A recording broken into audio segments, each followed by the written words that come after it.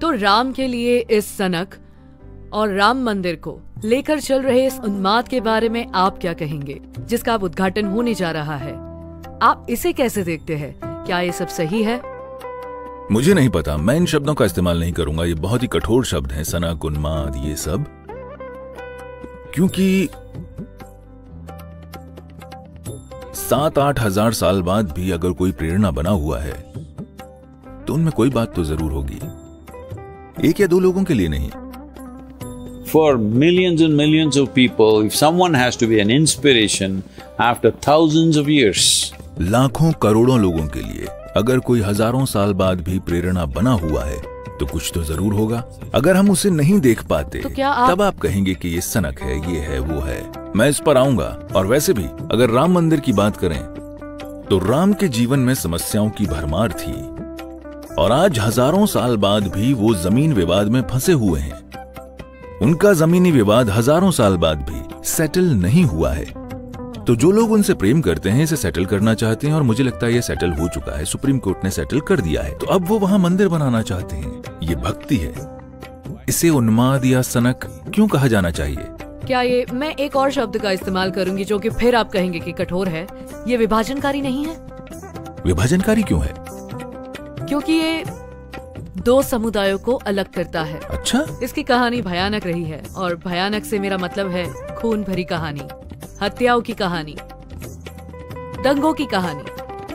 पिछले 800 सालों में जो हुआ है वो इस धरती के किसी भी हिस्से में हुई अब तक की सबसे भयानक खून भरी कहानी है। यहूदियों के साथ जो एडोल्फ हिटलर ने किया, जो मूल अमेरिकियों के साथ उत्तरी अमेरिका में हुआ, जो कंबोडिया में हुआ, ये सब चीजें उसके सामने कुछ भी नहीं है जो इन 800 सालों में भारत में हुआ।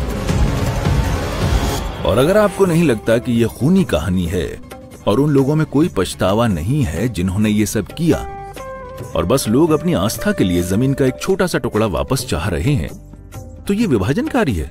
क्यों ये विभाजनकारी है? मैं गौर कर रही हूँ कि आप जमीन शब्द का इस्तेमाल कर रहे हैं, मंदिर का नहीं। क्या ये जानबूझकर है? ये जमीन ही है, लेकिन मंदिर भक्तों के दिलों से बनता है। वो भूमि बस एक जमीन ही है, पर लोगों के लिए पावन है क्योंकि वो उनका जन्म स्थान मानती है। और जाहिर है अब कोई सवाल ही नहीं बचा है कि वहां मंदिर था या नहीं। सिर्फ ये एक मंदिर नहीं, हजारों मंदिर ध्वस्त किए गए थे क्योंकि यही नीति थी कि इन्हें ध्वस्त किया जाए और भविष्य में भी किया जाएगा। अगर हम इन्हें सुरक्षित नहीं रखेंगे तो भविष्य में भी ध्वस्त किया जाएगा। आज भी पाकिस्तान और बांग्लादेश में ये हो रहा है। फिर ये विभाजनकारी क्यों है? क्यों हर कोई उस चीज से संतुष्ट नहीं हो सकता और अपनी चीजें कर सकता है जो कुछ भी वो मानता है?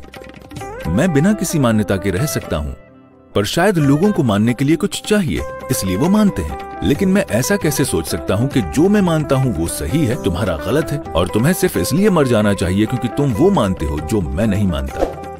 अगर आप इसका समाधान नहीं करते और ऐसे शब्द बोलते हैं तो ये सब क्या है? ये कहां से आ रहा है? आपने अतीत की बात की, अतीत की लड़ाइयों की बात की। क्या दूसरी गलती करने से पहले ठीक हो जाएगी? देखिए, कोई दूसरी गलती नहीं हो रही है, बस एक निवेदन है।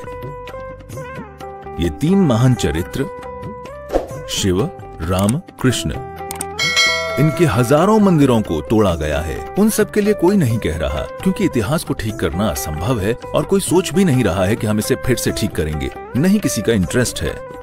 बस इन तीनों के लिए जहां इनकी मूल उपस्थित थी, वो बस अब उन 3 मुख्य स्थानों की मांग कर रहे हैं। इन्हें क्यों बिना किसी लड़ाई के नहीं दिया जा सकता? और लड़ाई है कहां? कोई नहीं लड़ रहा, वो बस कोर्ट जा रहे हैं। कोर्ट कोई लड़ाई नहीं है, वो एक कानूनी प्रक्रिया है।